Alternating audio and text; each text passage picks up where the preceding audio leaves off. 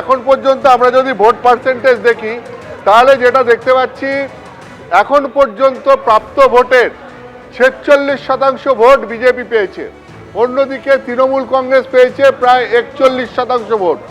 এবং এই তুমি যদি দেখো যে এই তফাৎটা মোটামুটি 5% ভোটের, কিন্তু এটি পুরো চিত্র বদলে গেছে। 2021-এর তুলনায় যদি আমরা দেখি তাহলে পরে যেটা দেখা যাচ্ছে যে 2021 সালে 38% ভোট পেয়েছিল বিজেপি, আর এবার সেই ভোটটাই 8% বাড়িয়ে 46% ভোট বিজেপি পেয়েছে। আর অন্যদিকে আমরা যদি দেখি তৃণমূলের ছবিটা, তাহলে 2021-এর তুলনায় তৃণমূলের ভোট 48% থেকে কমে 41% হয়েছে, অর্থাৎ 7% কমেছে। অর্থাৎ 2021-এর তুলনায় যদি তুমি দেখো তাহলে পরে বিজেপির ভোট 8% বেড়েছে, তৃণমূলের ভোট 7% কমেছে। আর এবারের যদি তুলনা করে দেখো তাহলে তৃণমূলের সঙ্গে বিজেপির ভোট শতাংশের হিসেবে তফাৎ হচ্ছে গিয়ে 5%।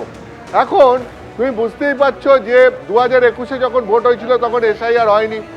2021-এর যে ভোটার তালিকায় যে পরিমাণ সংখ্যা ছিল সেটা এসআইআরের জেরে 2026-এ 51 লক্ষ ভোটার টোটাল সংখ্যা থেকে কমে যায়।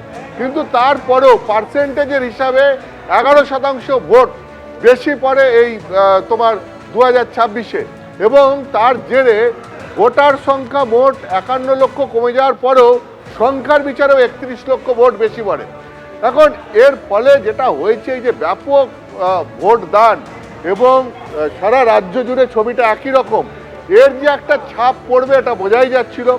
এবং তাতে যেটা দেখা যাচ্ছে যে বিজেপির ভোট শতাংশটা বেড়েছে, এবং সেই ভোট শতাংশ বেড়ে যে তৃণমূলের থেকে 5% প্রায় বেশি ভোট এখনো পর্যন্ত বিজেপি পাচ্ছে, এবং তাতে সারা রাজ্য জুড়ে বিজেপির ঝড় বয়ে গেছে। অন্তত তোমার 10টা জেলা আমি বলছি যে 10টা জেলায় তৃণমূল প্রায় নিশ্চিহ্ন হয়ে গেছে। কোচবিহার, আলিপুরদুয়ার, জলপাইগুড়ি, কালিম্পং, দার্জিলিং, এছাড়াও হচ্ছে পুরুলিয়া, বাঁকুড়া, ঝাড়গ্রাম, পশ্চিম বর্ধমান, পূর্ব মেদিনীপুর, এই জায়গাগুলোতে নিশ্চিহ্ন হয়ে গেছে। তুমি যদি দেখো তাহলে এখানে ছবিটায় তুমি দেখতে পাবে যে এই উত্তরবঙ্গ, যেটা বিজেপির গড় বলে আগে থেকেই পরিচিত, সেই উত্তরবঙ্গে কুচবিহার, জলপাইগুড়ি, আলিপুরদুয়ার, দার্জিলিং, এই সমস্ত জায়গায় প্রায় নিশ্চিহ্ন হয়ে গেছে তৃণমূল। এখানে শুধুই বিজেপি। তারপর নিচে উত্তর দিনাজপুরে নিচের দিকটায় বিজেপি, দক্ষিণ দিনাজপুরে বিজেপি, মালদার একটা অংশে বিজেপি। আবার তুমি যদি জঙ্গলমহলে আসো, যেটা আর একটা বিজেপির শক্ত ঘাঁটি, সেখানে পুরুলিয়া, বাঁকুড়া, ঝাড়গ্রাম, পুরো এই জায়গাটা বিজেপি। এছাড়া পশ্চিম বর্ধমান অর্থাৎ আসানসোল, দুর্গাপুরের জায়গাটা পুরো বিজেপি। পূর্ব মেদিনীপুর শুভেন্দু অধিকারীর শক্ত ঘাঁটি, সেখানটা পুরো বিজেপি।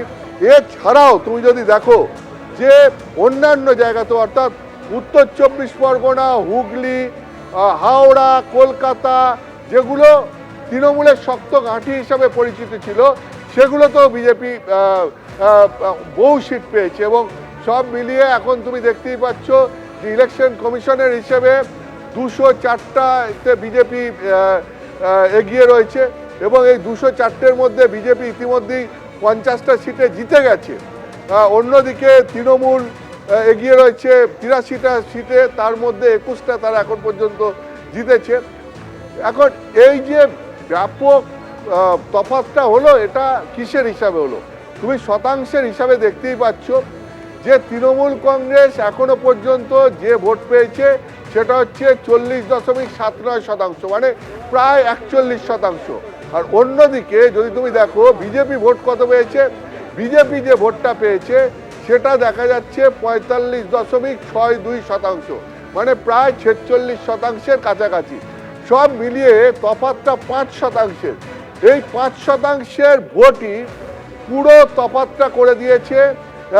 মানে সেটা যদি সিটের হিসাবে দেখো তাহলে সিটের হিসাবে কিন্তু সেখানে প্রায় এখন যেটা দেখা যাচ্ছে প্রায় 120টা সিটের তফাৎ করে দিয়েছে। এটা হচ্ছে গিয়ে একটা ছবি।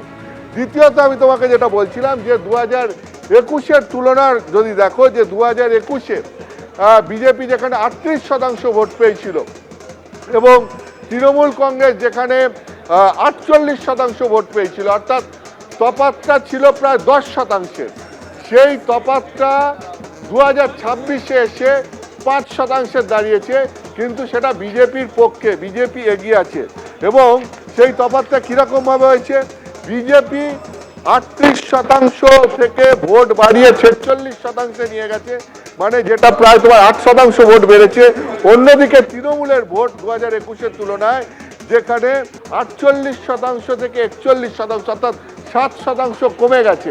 এবং তারপর যেটা দেখা যাচ্ছে, যেটা আমি তোমাকে আগেও বলছিলাম, যে এই 2026-এ এখন পর্যন্ত বিজেপি তৃণমূলের ভোট শতাংশের তফাৎ হচ্ছে 5%, কিন্তু সেটাই এত ব্যাপক প্রভাব ফেলেছে। আসনের নিরিখে যদি তুমি দেখতে চাও তাহলে পরে তুমি দেখতেই পাচ্ছ সব মিলিয়ে প্রায় 120টা আসনের এদিক ওদিক, একদিকে যেরকম 204টা আসন এখন পর্যন্ত আমরা দেখতে পাচ্ছি এই মুহূর্তের আপডেট বিজেপি পেয়েছে, অন্যদিকে তৃণমূল পেয়েছে 83টা আসন। এগুলো এগিয়ে থাকার ট্রেন্ড।